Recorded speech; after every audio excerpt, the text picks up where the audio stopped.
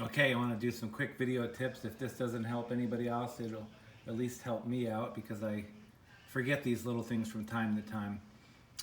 On my other bike, I had no rear brakes yesterday.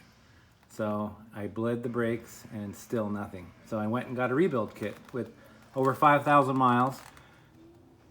It's to be expected, but come to find out today, I probably didn't need it because when I rebuilt the master cylinder for the rear here, the internals, I still have the same problem.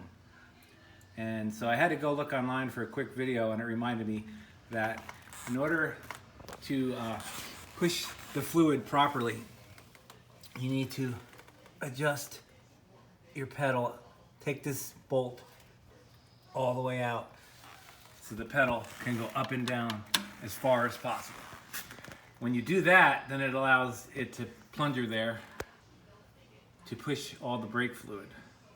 And once I did that, it was perfectly fine. And having done that, I realized I probably didn't need the master brake cylinder rebuild kit for the rear, but again, not on this bike, but my Husky 2015. I have over 5,000 miles, so it wasn't a big deal. That was the easy part.